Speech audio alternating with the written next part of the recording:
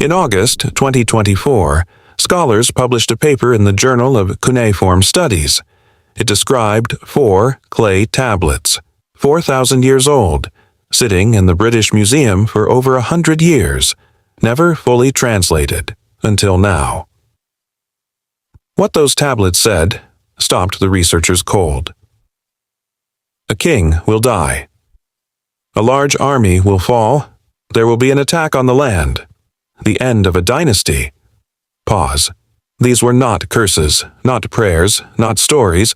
They were warnings, written in the Sumerian language, pressed into clay, by people who believed they had cracked a system for reading what was coming.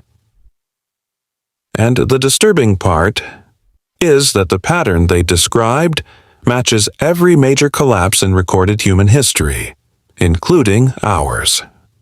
Welcome to the Shadow Ancestral.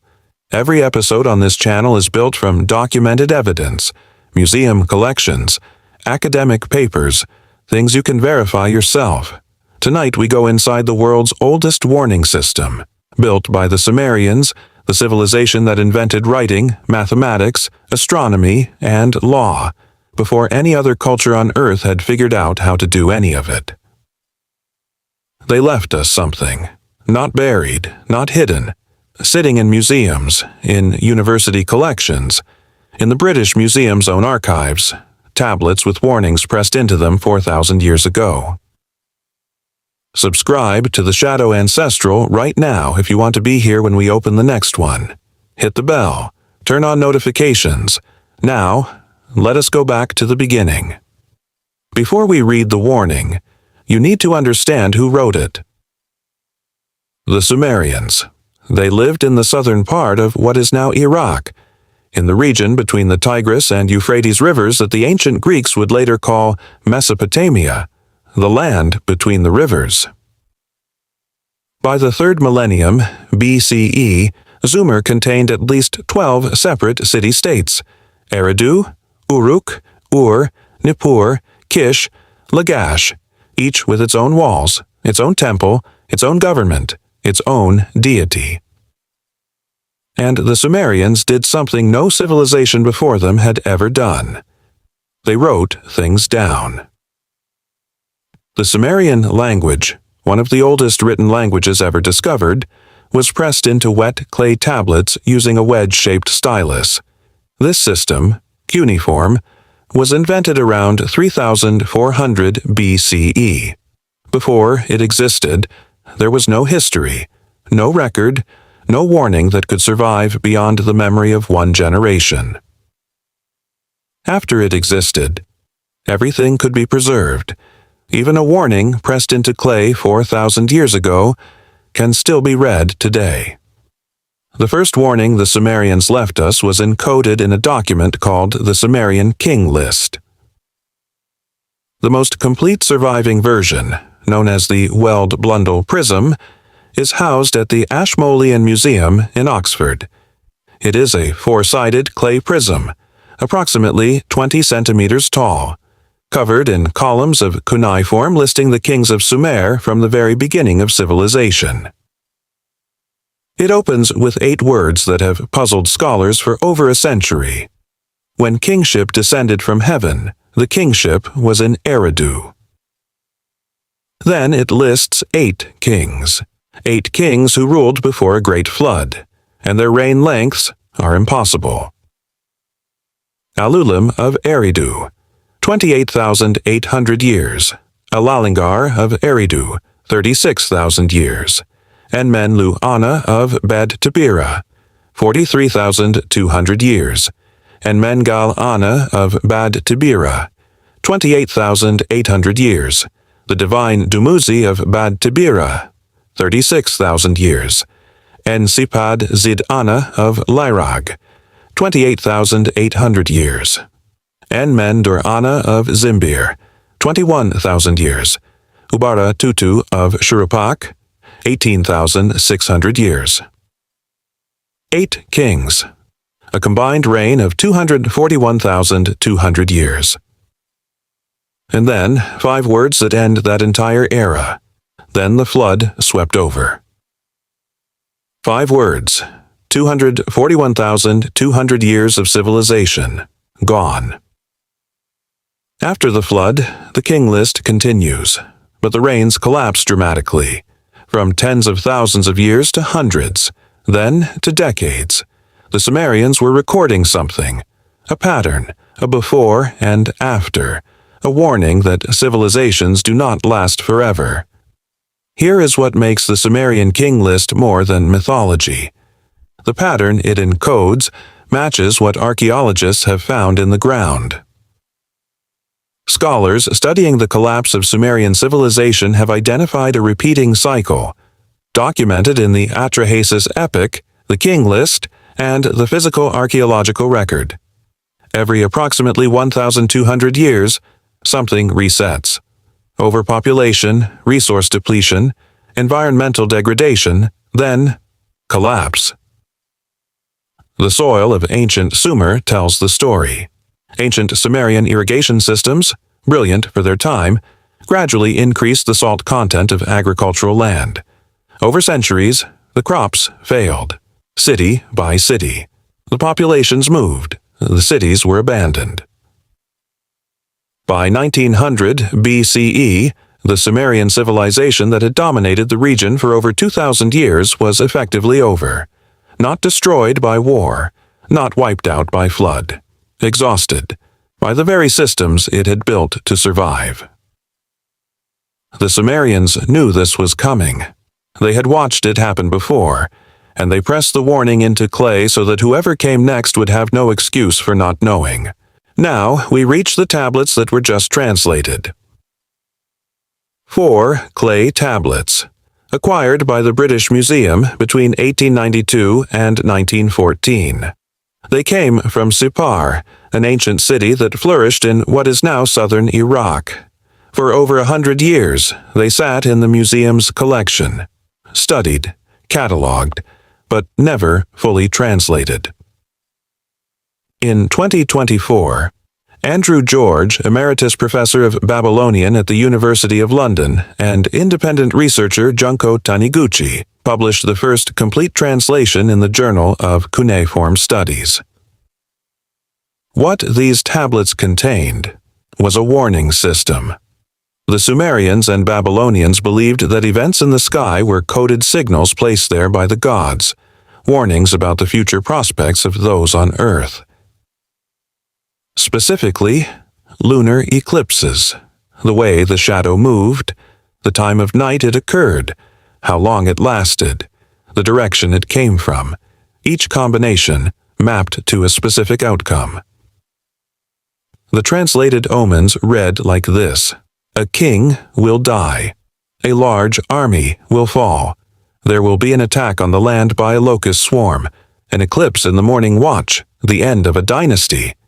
If the eclipse becomes obscured from its center all at once and clear all at once, a king will die. Destruction of Elam. 73 omens in total, all tied to specific eclipse configurations, all predicting specific catastrophes. Andrew George told Popular Mechanics, and this quote matters, the origins of some of the omens may have lain in actual experience, observation of portent followed by catastrophe. They were not guessing, they were recording what they had seen happen.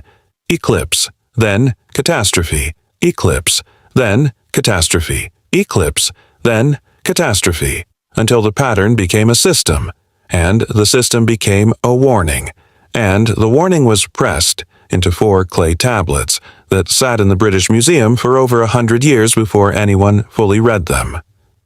We are halfway through this story, and what is coming next is the part that connects 4,000-year-old Sumerian tablets to the world you woke up in this morning. If you haven't subscribed yet, do it now. The Shadow Ancestral. Every episode is documented, every claim is sourced. Subscribe. Hit the bell. Now, back to the warning. Here is the detail from these tablets that nobody is talking about. When the Babylonian astronomers read an eclipse omen that predicted the death of the king, they did not just accept it. They had a solution. They appointed a substitute king, a different man, sometimes a prisoner, sometimes a peasant, was dressed in royal robes, placed on the throne, treated as the king, for a period of days or weeks. The logic was brutal. If the omen said a king would die, let the substitute king die instead. The real king hid, lived in disguise, was referred to only in documents as a private citizen until the dangerous period passed. This is documented, not in folklore, in actual royal administrative records from the Babylonian Empire. And it tells you something critical about how seriously the Sumerians and Babylonians took these warnings. These were not superstitions practiced by uneducated people. These were decisions made by the most powerful rulers in the ancient world, decisions that affected the throne, the army, the entire empire, based on what was written in these tablets. They believed the warning system worked, enough to risk their throne on it. Now comes the part that the Sumerians embedded across every major text they left behind, the pattern. Look at the Atrahasis epic. Look at the King List. Look at the omen tablets. They all describe the same sequence. Stage 1, civilization grows, population expands, resources stretch. The noise, as the Sumerians literally called it, becomes too much.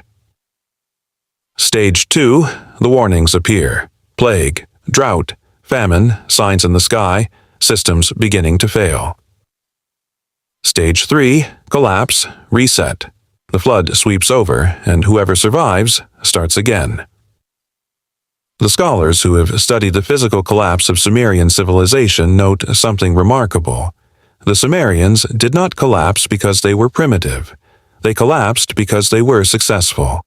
Their irrigation systems worked so well that, over centuries, the soil became too salty.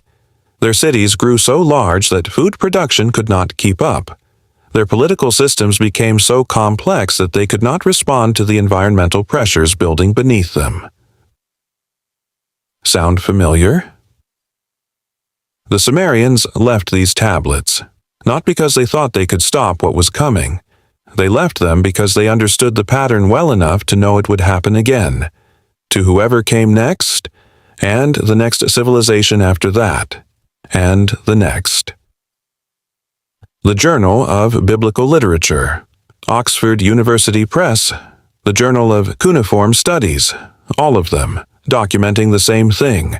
A civilization that saw its own end coming, pressed the warning into clay, and hoped that whoever found it next would read it differently than they had. Here is the final fact that should stay with you after this video ends. The British Museum holds approximately 100,000 cuneiform tablets. 100,000. The Livius.org research portal, one of the most respected sources for Mesopotamian scholarship, noted this figure directly. The British Museum alone takes care of about 100,000 unpublished cuneiform tablets.